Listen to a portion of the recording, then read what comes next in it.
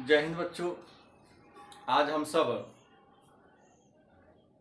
आज के वीडियो में उत्तर वैदिक आर्यों के धार्मिक जीवन पर परिचर्चा करेंगे। इससे पहले हम लोगों ने सामाजिक, आर्थिक और राजनैतिक जीवन पर चर्चा किया था। तो हम शुरू करते हैं उत्तर वैदिक काल। उत्तर वैदिक काल जिसका समय 1000 ईसा पूर्व से 600 ईसा पूर्व के बीच था। पीछे भी मैंने कहा कि उत्तर वैदिक काल परिवर्तन का काल था। इस काल में आर्यों के सामाजिक, आर्थिक, धार्मिक, राजनैतिक सभी क्षेत्र में परिवर्तन देखने को मिला। आज हम लोग धार्मिक क्षेत्र में क्या क्या बदलाव आया, क्या क्या परिवर्तन हुए, इसी बात पर चर्चा करेंगे। तो सबसे पहले कि उत्तर वैदिक काल में धर्म के क्षेत्र में जटिलता आ गई। ऋग्वैदिक काल में लोग धर्म को मानते थे, लेकिन ईश्वर तक पहुंचने के लिए किसी माध्यम की जरूरत नहीं थी। व्यक्ति स्वयं से जिस विधि से हो उसकी इच्छा ईश्वर को प्राप्त कर लेता। लेकिन उत्तर वैदिक काल में धर्म के क्षेत्र में जटिलता आ गई। ईश्वर को प्राप्त करने के लिए एक मेडिएटर की जरूरत पड़ी। अब बिचौलिया एक आ गए। इस काल के लोग बहुदेववादी, अनेक सारे देवी देवता थे, प्राकृतिक पूजक थे। जहां ऋग्वैदिक काल में पुरोहित के मात्र 7 वर्ग थे, वहीं उत्तर वैदिक काल में पुरोहित के 14 श्रेणियां हो गई। पूजा पाठ कराने वाले जो पुरोहित थे, उन पुरोहितों के 4 वर्ग थे। इसके बारे में चर्चा हम पहले भी कर चुके हैं। पूजा पाठ कराने वाले जो पुरोहित थे, उनके 4 वर्ग थे। नाम था होता, उद्गाता, अधर्वयु और ब्रह्मा। होता क्या है? तो यज्ञ में ऋग्वेद के मंत्रों को गाने वाले जो पुरोहित होते हैं, उन्हें होता कहते हैं या होत्री कहते हैं। सामवेद के मंत्रों को उच्चारण करने वाले उद्गाता कहे जाते हैं। यजुर्वेद के मंत्रों को उच्चारण करने वाले अधर्वयु कहलाते हैं। और यज्ञ में जो मंत्रोच्चारण हो रहा है वह शुद्ध हो रहा है कि नहीं, यज्ञ विधि पूर्वक हो रहा है या नहीं, इन सारे गतिविधियों पर नियंत्रण करने वाले जो प्रधान पुरोहित होते थे, उन्हें ब्रह्मा कहा जाता था। उत्तर वैदिक काल में इंद्र का महत्व घट गया और उत्तर वैदिक काल के जो सबसे प्रमुख देवता हो गए, वह प्रजापति हो गए। प्रजापति का संबंध भगवान विष्णु से लिया जाता है। इस काल में दर्शन की रचना हुई। जो जंगल में ऋषि मुनि रहते थे, उन्होंने अपना जो विचार दिया, ऋषि मुनियों के उस विचार को दर्शन कहा गया। और मूल दर्शन की संख्या 6 है। हालांकि वर्तमान में कितने विचारधाराएं आ गई हैं। ऋषि मुनियों के जो विचार आए आत्मा परमात्मा को लेकर, उन्हें दर्शन कहा गया। और दर्शन कुल 6 हैं। इन दर्शन के अलग अलग ऋषि प्रतिपादक हैं या प्रवर्तक हैं, जिसको आप जनक कहते हैं। जैसे सांख्य दर्शन, इसके जनक है कपिल मुनि। योग दर्शन, इसके जनक है पतंजलि मुनि। न्याय दर्शन, गौतम मुनि। पूर्व मीमांसा, जैमिनी। उत्तर मीमांसा, इसे व्यास या बदरायन भी कहते हैं। और वैशेषिक दर्शन, इसको हम प्रतिपादक जो है वह उलूकिया कनाद है।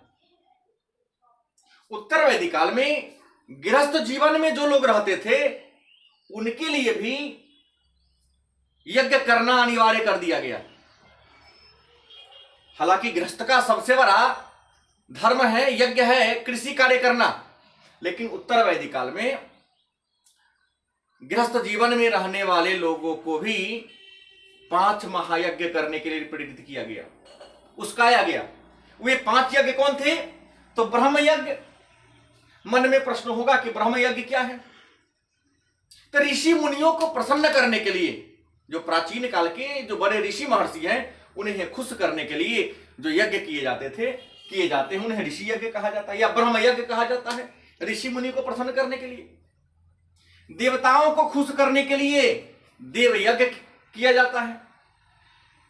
जो हमारे पूर्वज मर चुके हैं, अपने पूर्वजों को खुश करने के लिए जो हम यज्ञ करते हैं, उसको हम पितृयज्ञ कहते हैं। मतलब पिंडदान पितृयज्ञ के उदाहरण है। अतिथि, आपके यहां गेस्ट आता है, उस अतिथि को सत्कार कैसे करें, स्वागत करने के लिए जो करते हैं, वह भी एक प्रकार का यज्ञ है।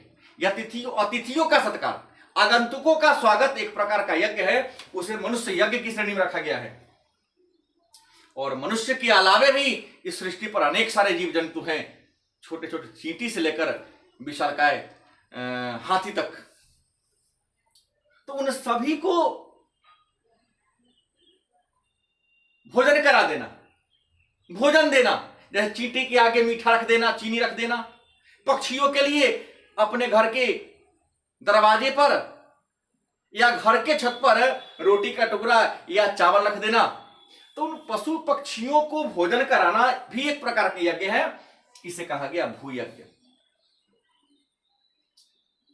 इसके अतिरिक्त 7 होम यज्ञ और 7 हवि यज्ञ होता था। 7 प्रकार। हवि मतलब यहां बलि से होता है, होम मतलब पूजा पाठ, अग्नि में जो दिया गया आहुति है उसको होम कहते हैं। ऋग्वैदिक काल में जब व्यक्ति मर जाता था तो उसको केवल संस्कार किया जाता था, दाह संस्कार किया जाता था। लेकिन दाह संस्कार के बाद जो श्राद्ध कर्म की व्यवस्था ऋग्वैदिक काल में नहीं थे, लेकिन उत्तर वैदिक काल में श्राद्ध व्यवस्था का उदय हो गया। व्यक्ति के मृत्यु के बाद उनके मृत आत्मा को शायद संतुष्ट करने के लिए अपने इष्ट मित्रों को, अपने ग्रामवासियों को उनके नाम पर भोजन कराया जाता था। इस श्राद्ध व्यवस्था का उदय भी उत्तर वैदिक काल में हुआ। और आपको बता दें, सबसे पहले श्राद्ध निमि ने किया था। वह दत्तात्रेय ऋषि के पुत्र थे। दत्तात्रेय ऋषि के पुत्र निमि ने अपने पिता के मृत्यु के अवसर पर सबसे पहले श्राद्ध किया था। संस्कार, जिसकी संख्या 16 है, व्यक्ति में सामाजिक परंपराओं को समावेश करने के लिए, उच्च आदर्शों को पेश करने के लिए, उसके अच्छे जीवन की कामना के लिए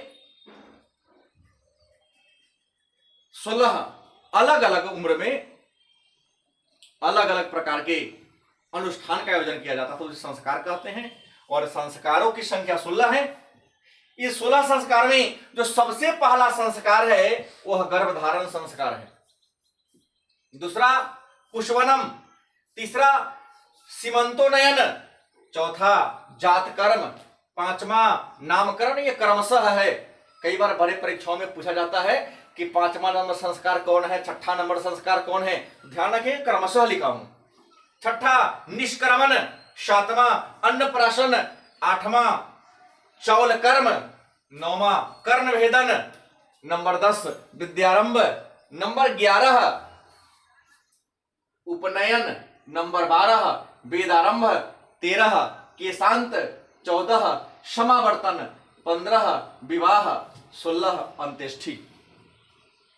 इसमें 16 संस्कार में 3 ऐसा संस्कार है जो बच्चा के जन्म के पहले ही होता है। जब बच्चा मां के गर्भ में प्रवेश करता है या गर्भ में उसका विकास हो रहा होता है, उस समय 3 संस्कार होते हैं। नाम है गर्भधान, पुष्पवनम, सीमंतोनयन। और जन्म के बाद जो पहला संस्कार होता है उसका नाम है जात कर्म। और व्यक्ति के जीवन का जो अंतिम संस्कार है उसका नाम है विवाह। और जीवन के बाद, मरने के बाद जो संस्कार होता है उसका नाम मृत्यु। मतलब जन्म के पहले 3, जीवन काल में 12 संस्कार होते हैं, और एक संस्कार है मृत्यु, अंत्येष्टि, जिसको मरने के बाद होता है। शिक्षा की बात करते हैं, महत्वपूर्ण हम लोगों के लिए है। तो शिक्षा जो है 10वां संस्कार है, और शिक्षा की समाप्ति के बाद जो संस्कार होता है कि गुरुजी के आश्रम में से पढ़ाई पूरा हो गया, गुरुजी आशीर्वाद देते कि जाओ गृहस्थ जीवन में प्रवेश करो, तो शिक्षा पूरा होने के बाद जो संस्कार होता है उसे हम समावर्तन संस्कार कहते हैं। क्योंकि समावर्तन संस्कार के बाद ही व्यक्ति 15वें संस्कार में, मतलब विवाह संस्कार में प्रवेश करता है, और विवाह संस्कार के बाद ही पुनः नए जीवन की कल्पना शुरू होती है। विवाह के बाद ही गर्भधारण या अन्य सारे संस्कार प्रारंभ होते हैं। अब आते हैं, ये विवाह एक संस्कार है, तो विवाह के कितने प्रकार हैं, विवाह की कितनी श्रेणियां हैं, तो आपको बता दें कि पहले तो विवाह एक, याद विवाह क्या है, तो आप मान लीजिए विवाह एक संस्कार है। महाभारत और मनुस्मृति में या अन्य धर्म ग्रंथों में विवाह के 8 प्रकारों का वर्णन है। पहला है ब्रह्म विवाह, दूसरा दैव विवाह, तीसरा आर्ष विवाह, चौथा प्रजापत्य विवाह,